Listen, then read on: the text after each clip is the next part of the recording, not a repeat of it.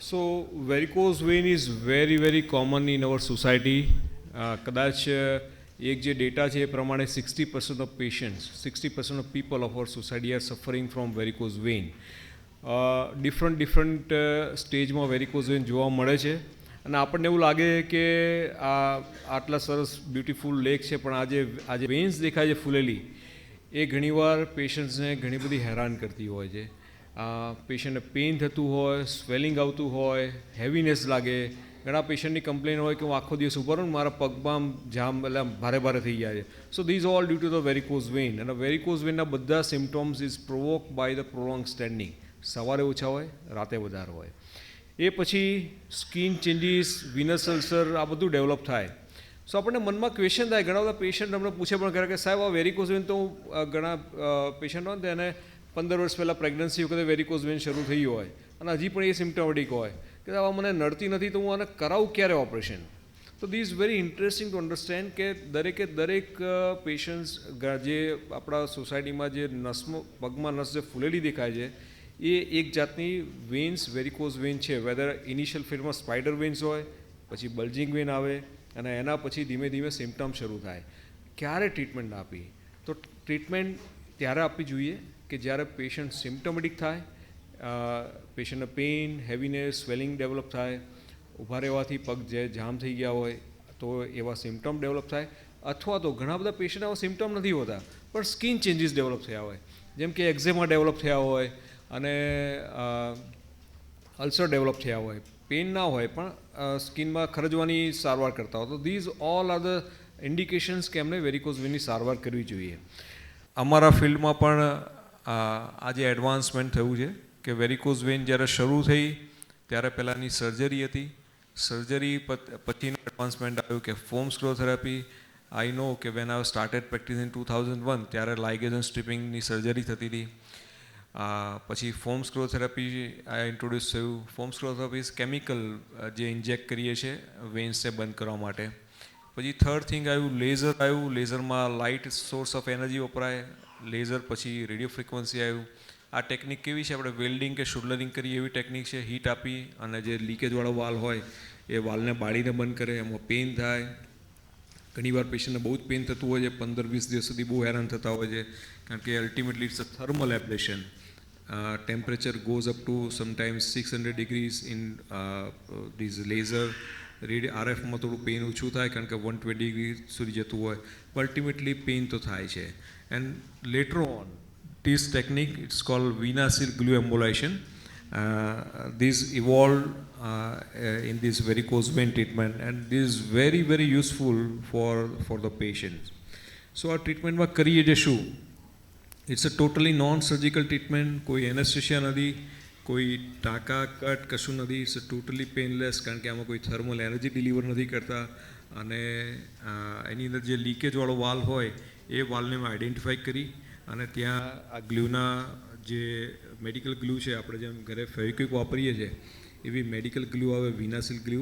એના 2 drop guided અમે નાખી અને પછી જસ્ટ પ્રેસ કરીએ.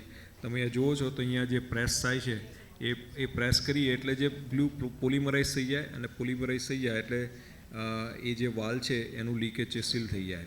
It's a totally painless technique અને અડધી કલાકથીની પ્રોસિજર છે અને within a few hours patient can go to home without any kind of pain અને બધું જ એ જાતે કરી. સો અમે તમને ટેકનિકની વાત કરી.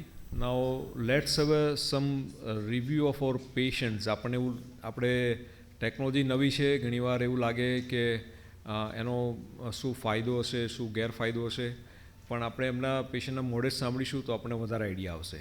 તો એમણે જે રીતે મારી ટ્રીટમેન્ટ આવે ખાલી જસ્ટ ડાયગ્નોઝ કર્યું તો ખબર પડી કે મને સિવિયર પ્રોબ્લેમ છે અને મારા જે બ્લડ સર્ક્યુલેશન છે એનો ઇશ્યુ વધારે પડતો છે જે આગળ જતા પગ કપાવ પણ એટલી સ્થિતિ આવી શકે એમ છે. પણ એકચ્યુઅલી મારી ફિઝિકલી મુવમેન્ટ વધારે છે, લાઈક હું એક્સરસાઇઝ ને બધું કરતી હોઉં છું એટલે મને જરીક પણ પેઇન નહોતો. પણ જ્યારે ડાયગ્નોઝ કર્યું ત્યારે મને ખબર પડી કે આમાં વધારે સિવિયર પ્રોબ્લેમ છે અને લોંગ ટાઈમમાં આનો પ્રોબ્લેમ થઈ શકે છે. અને એનું જસ્ટ એક એક્ઝામ્પલ આપું કે અમે ત્યાં ફરવા માટે ગયા હતા તો જસ્ટ જસ્ટ 5-6 કલાક બેસવામાં આવ્યું તો આટલું મોટું બ્લડ ક્લોટિંગ થઈ ગયું. તે મને ફર્સ્ટ ટાઈમ લાગ્યું કે આ સિવિયર ઇશ્યુ છે. અને ત્યારે અમે ગયા તો સરે અમને સજેસ્ટ કર્યું કે લોંગ ટાઈમ ગમે ત્યારે તમે આજે નહીં તો કાલે ઓપરેશન, એટલે ઓપરેશન જેવું કંઈ જ નથી, આ જસ્ટ પ્રોસિજર છે અને એ તમને તરત જ એના મતલબ અડધો કલાકની પ્રોસિજર છે. તમને એકદમ પ્રોબ્લેમ મતલબ કંઈ ઇશ્યુ તો છે જ નહીં, પેઇન વગેરે તો કંઈ છે જ નહીં, પણ એ જે બ્લડ વેસલ્સ દેખાય છે એ બધી ટિશ્યુ એ બધા નીકળી જશે અને તમારું બ્લડ સર્ક્યુલેશન જે છે એકદમ પ્રોપર થઈ જશે. એટલે અને ત્યારે મને એમ પણ થતું હતું કે આ લોંગ ટાઈમમાં વેરિકોઝ વેન્સના લીધે મને રનિંગનો થોડો ઘણો છે કે હું રનિંગ કરવા તે તો મને એમ થતું હતું કે ત્યાં મને ઇશ્યુ આવશે કે શું. એટલે આ જે પ્રોસિજર છે એના પછી પણ મને કંઈ ઇશ્યુ આવી શકે કે શું. પણ સરે મને સર ઉપર મને ખરેખર બહુ વિશ્વાસ વધી ગયો. એના પછી સરે કીધું કે તમને કંઈ જ નહીં થાય અને ઇવન તમે અડધો કલાક પછી તમે ચાલી શકો, દોડી શકો, અમે તમને પેઇન નથી, તમે કંઈ જ ઇશ્યુ નહીં થાય. એટલે મારું જસ્ટ અહીંયા આવવાનું મેઇન રીઝન એ છે કે જેટલા યુથ હોય છે, એટલે મારી તો 42 યર્સની એજ છે, મને પેઇન પણ નથી, પણ ઘણા લોકો એવા છે કે જેને વેરિકોઝ વેન્સ દેખાતી હોય છે, એમને પેઇન નથી હોતું, પણ એટલીસ્ટ એ લોકોએ કન્સલ્ટ કરવો જોઈએ ડૉક્ટરને કે એમના એટલે લોંગ ટર્મમાં ઇશ્યુઝ, મેજર ઇશ્યુઝ થવાના ચાન્સીસ હોય છે તે પહેલેથી તમે પ્રિકોશન કરીને એને સોર્ટ આઉટ કરી શકો છો. એટલે ખૂબ ખૂબ આભાર. અને સરની જે ટીમ છે એ પણ બહુ સપોર્ટિવ છે. Lata ma'am, Nisha ma'am, everyone is here અને બહુ જ મતલબ અને એમ કહેવાય ને કે હું એક દિવસ માટે ઇઝ વન ફોર ઇન્સ્યોરન્સ ગાડી મને કંઈ રોકાવાનો પણ સરે કીધું કે અડધો કલાકમાં તમારું બધું થઈ જશે. એટલે મને ખરેખર બહુ સારો એક્સપિરિયન્સ રહ્યો અને થેન્ક યુ સર. જ્યારે પહેલી વાર મારી જોડે આવ્યા ત્યારે અમે વેરિકોઝ વેન્સ હતી પણ સિમ્પ્ટોમેટિક હતા, એટલે મેં કીધું જોઈએ ચલાવો પણ સેકન્ડ ટાઈમ આવ્યા ત્યારે એક બહારગામ ગયેલા ત્યારે વેરિકોઝ વેન્સ થોડીક અંદર સ્કિનમાં રપ્ચર થયેલી, બ્લીડિંગ થોડું પેલ્ટેશન ઇમ્યુન ડેવલપ સ્કિનની અંદર થયેલું. એટલું નાવ ધેર ઇઝ અ ટાઈમ કે એકવાર હવે આ વેરિકોઝ વેન્સના સિમ્પ્ટમ શરૂ થયા પછી એ તમને છોડશે નહીં. આજે કરાવવું તો પડશે, આજે કરાવો કે પછી કરાવો. પહેલા મેં એમને ઇન્સિસ્ટ નહોતું કર્યું, પણ સેકન્ડ ટાઈમ જ્યારે એ સિમ્પ્ટોમેટિક થઈને આવ્યા ત્યારે બધું કરાવી લો. નાની ઉંમર હોય એની લાઈફમાં ઘણો બાકી હોય તો તમને ક્યાંક તમને હેરાન નહીં કરે. And we have done winners in glue અને એમાંથી અમને ઘણું સરસ થઈ ગયું છે. વેલા સેલ ગ્લુ જે ટેકનિક છે એ જરીક પણ એટલે ખબર જ નહીં પડે તમને ઇન કેસ કોઈ એને ઓપરેટ કે પ્રોસિજર કરાવી હોય તો એના એ અડધો કલાકની ટ્રીટમેન્ટ જ છે વન ટાઈપ ઓફ, અને કોઈ જ પેઇન નથી. એ ટ્રીટમેન્ટ દરમિયાન પણ કોઈ પેઇન નથી. સરને હું એટલે શું કરી રહ્યા છે એ હું ખુદ જોતી હતી અને એમાં પણ કંઈ લાગ્યું નહીં કે આ, અને મને તો થયું કે હજુ કંઈક બાકી છે, મતલબ કંઈક કરવાનું, પણ એમને કીધું થઈ ગયું. એટલે like it's one type of miracle કે લાઈક કંઈ ઇશ્યુ વગર અને કોઈ જાતનો એવું પણ નથી એનેસ્થેસિયા લઈને આ તે કંઈ જ ખબર નથી પડતી. પ્રોસિજર બહુ સરસ છે, ટેકનોલોજી બહુ સારી છે. મારે લગભગ અઠવાડિયામાં 15 દિવસ ટ્રાવેલિંગ હોય છે ને પ્લેનમાં બેસીને ટ્રાવેલિંગ કરવાનું એટલે પગ લપટેલા અને this is one of the factor for varicose vein. જે લોકોનું ઉભા રહેવાનું વધારે હોય, સ્લાઇડ વજન વધારે હોય તો એ લોકોને વેરિકોઝ વેન થાય. મને થયેલું પણ મને થોડી નસો બહાર નીકળેલી હતી એટલે પણ એમાં મને કંઈ પેઇન થતું નહોતું. પણ એક વખત હું પરદેશથી પાછો આવતો હતો અને મને સડનલી પેઇન એમાં થવાનું. પણ એ ટાઈમે એમ લાગ્યું કે ભાઈ હવે આવું બધું કરવાનું આમાં એ પહેલા 2-3 જૂની ટેકનોલોજી, એક લેઝર ટેકનોલોજી છે, એક RFA ટેકનોલોજી, 2-3 ડોક્ટરોને પૂછ્યું તો ખબર પડી કે ભાઈ 3 વેરિયસ વેનથી આ છે વેરિકોઝ વેનનું નિદાન થાય. પછી હું મોહનભાઈ મળ્યો ત્યારે મને કીધું કે ભાઈ હું આ એક લેટેસ્ટ ટેકનોલોજી છે વેનિસેલ ગ્લુ, કે એમાં લીધે કે લેઝરમાં કે RFA એમાં ઘણી વખત કર્યા પછી 3-4 મહિના ઘણું પેન રહેતું હોય છે.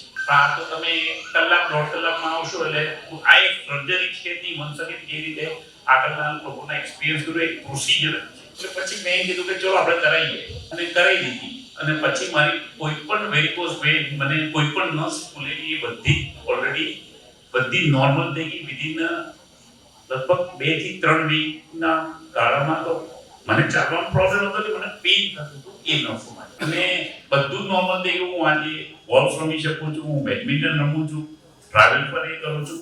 મોહનભાઈ આ બધી વસ્તુ જે પણ આ કરે છે એ કમર્શિયલ પર્સપેક્ટિવથી જે મેં પોતાનો એક્સપિરિયન્સ કર્યો એ પ્રમાણે સ્ટ્રેસલેસ કે ટેન્શનલેસ છે. હું જ્યારે પ્રોસિજર કરતો તો પૂરેપૂરો ભાનમાં હતો. શું કરતા હતા કે મને કહેતા હતા, વાતે કરતા હતા અને વિધિન 1 hour મારું કામ એક જ પગે વારે કરવાનું હતું. એટલે એ લેસ ધેન 1 hour માં મારું આ પતી ગયું. અને કોઈ પણ લોકોએ આ વસ્તુ કરવી હોય વેરીકોઝ વેઇન લોંગ ટર્મ અને 100 માંથી બેટા કે કદાચ એમાંથી જો થ્રોમ્બોસિસ થાય ને બ્લડનો ગાંઠ એ ઉપર જઈ શકે એટલે એને લંબાવું નહીં ને કરી લેવું સારું. મારો એક્સપિરિયન્સ આ કેવું કે છે કે જે રીતે મેં આ વેનિસલ ગ્લુઝ થી આ કર્યું એમાં મને પૂરેપૂરો સેટિસ્ફાઈડ અને મારી લાઈફસ્ટાઈલ ઇનફેક્ટ ટ્રાવેલિંગ પર્સપેક્ટિવ મને જે કરવાનું છે એમાં કોઈ અડચણ છે.